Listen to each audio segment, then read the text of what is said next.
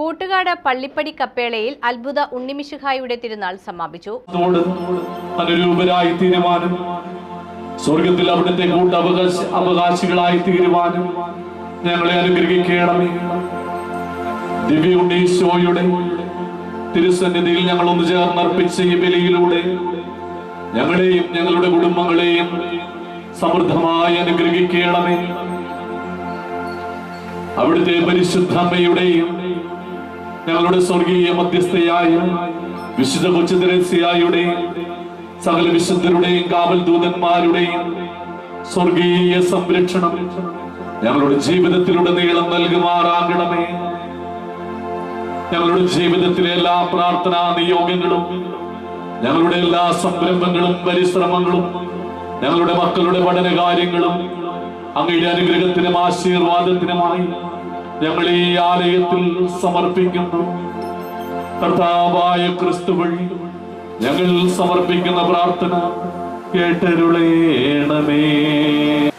കുറച്ച് വർഷങ്ങൾക്ക് മുമ്പ് അച്ഛൻ ഇവിടെ സഹവികാരിയായിരുന്നു.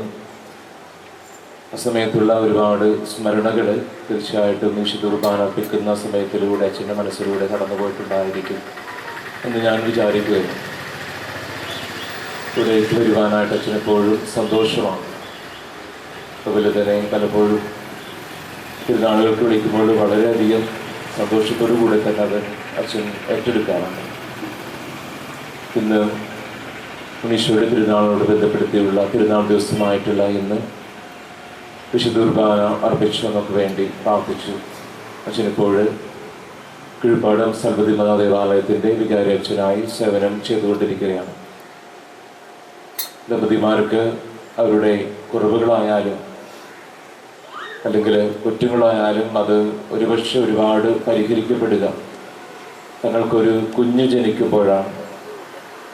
അതുപോലെ തന്നെ മറ്റുള്ളവരാരും കൂടുതൽ ആദരിക്കപ്പെടുന്നതും ആ സമയത്ത് തന്നെയാണെന്ന് തൻ്റെ ആമുഖ പ്രഭാഷണത്തിലൂടെ അച്ഛൻ നമ്മെ പ്രത്യേകം ഓർപ്പിച്ചുകൊണ്ടാണ് വിശുദ്ധ കുർബാനയിലേക്ക് കടന്നത്.